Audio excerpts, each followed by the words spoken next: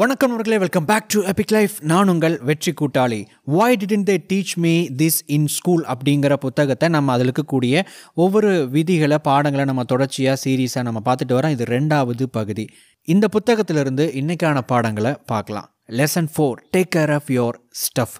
ரொம்ப ரொம்ப ரொம்ப முக்கியமான ஒரு பணம் சார்ந்த ஒரு பாடம் அப்படின்னா இதுதான் நண்பர்களே. என்ன அப்படின்னா, உங்கள் கிட்ட இருக்கக்கூடிய அந்த பொருட்களை நீங்கள் பொறுப்பெடுத்து நல்லா பாதுகாக்கணும் அப்படின்னு சொல்ல வராங்க.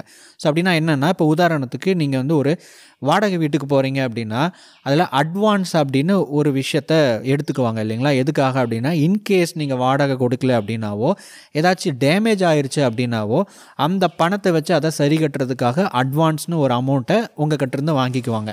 ஸோ அப்புறம் என்ன பண்ணுவாங்க, வீட்டில் ஆணி அடிக்கக்கூடாது, அது டேமேஜ் ஆகிற மாதிரி சில விஷயங்களை பண்ணக்கூடாது அப்படின்னு சில ரூல்ஸ் போட்டிருப்பாங்க. நீங்களும் என்ன பண்ணுவீங்க, அதை ஃபாலோ பண்ணுவீங்க. இப்போது நீங்கள் ஒரு சொந்தமாக ஒரு வீடு வாங்குறீங்க அப்படின்னு வச்சுக்கோங்க. இந்த இடத்துல நீங்கள் வாடகை வீட்டில் எந்த அளவுக்கு பாதுகாப்பாக அந்த வீட்டை வச்சுக்கிட்டீங்களோ, பராமரிச்சிங்களோ, அதை விட பல மடங்கு அதிகமாக நீங்கள் பராமரிக்கணும். ஏன்னா உங்களுடைய சொந்த காசை போட்டு நீங்கள் அந்த வீட்டை வாங்கியிருக்கிறீங்க அல்லது வீட்டை கட்டி இருக்கிறீங்க.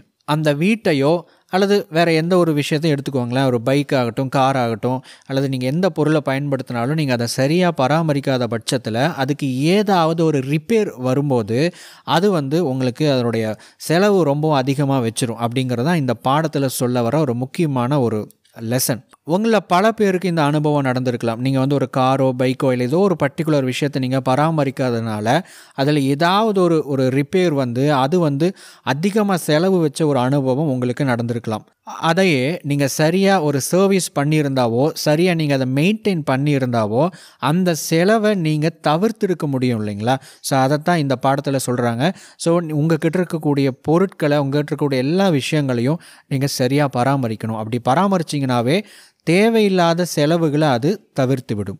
Lesson 5, expand your circle of friends or associates and keep in touch with them. இந்த பாடம் உங்களுடைய பொருளாதாரத்துக்கும் சரி, உங்களுடைய எமோஷ்னலான அந்த விஷயத்துக்கும் சரி ரொம்ப சப்போர்ட்டிவான ஒரு பாடம். நீங்கள் உங்களுடைய நண்பர்கள் அப்படிங்கிற அந்த வட்டாரத்தை பெருசுப்படுத்தணும். அப்போது உங்களுடைய நண்பர்கள் வட்டாரம் அப்படிங்கும்போது உங்கள் கூட படித்தவங்க, உங்கள் கூட ஒன்றா வேலை செஞ்சவங்க, இவங்களை நீங்கள் விட்டுறவே கூடாது. அவங்களோட எப்போவுமே ஒரு டச்சில் இருந்துக்கிட்டே இருக்கணும் அப்படின்னு சொல்கிறாங்க. இந்த புத்தகத்தினுடைய ஆசிரியர் இவங்க படித்த காலகட்டத்தில் இமெயிலோ இன்டர்நெட்டோ அல்லது டெக்ஸ்ட் மெசேஜோ அதெல்லாம் கிடையாது. இப்போ தான் அதெல்லாம் எல்லாமே இருக்குது. அப்படிங்கிறதுனால இதை நீங்கள் பயன்படுத்திக்கோங்க அப்படின்னு சொல்கிறாங்க. அதோடு நீங்கள் அந்த மாதிரி ஒரு நல்ல ரிலேஷன்ஷிப்பை, ஃப்ரெண்ட்ஷிப்பை நீங்கள் மெயின்டைன் பண்ணிக்கிட்டே இருக்கும்போது வருங்காலத்தில் உங்களுடைய நண்பர்கள் எல்லாருமே பொருளாதார துறையில் அல்லது பொருளாதாரம் சார்ந்த விஷயங்களில் அவங்களும் மேலே வரும்போது அவங்கக்கிட்ட இருந்து உங்களுக்கு நிறையா பொருளாதாரம் சம்மந்தப்பட்ட ஒரு யோசனைகள், ஐடியாஸ் இதெல்லாமே கிடைக்கும். இப்போ உதாரணத்துக்கு நீங்கள் ஏதாவது ஒரு முக்கியமான டெசிஷன் எடுக்கணும் அப்படின்னா அவங்கக்கிட்ட ஒரு விஷயம் கேட்குறீங்க, ஒரு ஒப்பீனியன் கேட்குறீங்க அப்படின்னா அவங்களுடைய அனுபவத்திலிருந்தோ அவங்களுடைய நாலேஜிலிருந்தோ ஒரு விஷயத்த சொல்லுவாங்க இல்லையா?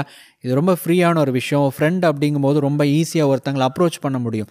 ஆனால் நம்ம அந்த கான்டாக்டை விட்டுட்டோம், நம்ம எந்த ஒரு தொடர்புமே இல்லை அப்படின்னா நம்ம யார்கிட்ட போய் கேட்க முடியும்? ஸோ அந்த நண்பர்கள் அப்படிங்கிற அந்த வட்டாரத்தை என்றைக்குமே விட்டுறாதீங்க.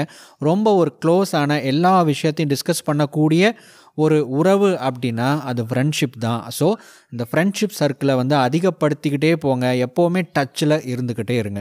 இன்றைக்கான வீடியோவில் இந்த புத்தகத்திலேருந்து 2 விதிகளை நம்ம பார்த்துருக்குறோம். இதில் இருக்கக்கூடிய அடுத்தடுத்த விதிகளை நம்ம அடுத்தடுத்த வீடியோவில் தொடர்ச்சியாக நம்ம பார்க்க இருக்கிறோம். தொடர்ந்து எபிக் லைஃப் சேனலோடு இணைந்திருங்கள். அடுத்த வீடியோ பதிவில் உங்களை சந்திக்கிறேன். தேங்க்ஸ் ஃபார் வாட்சிங்.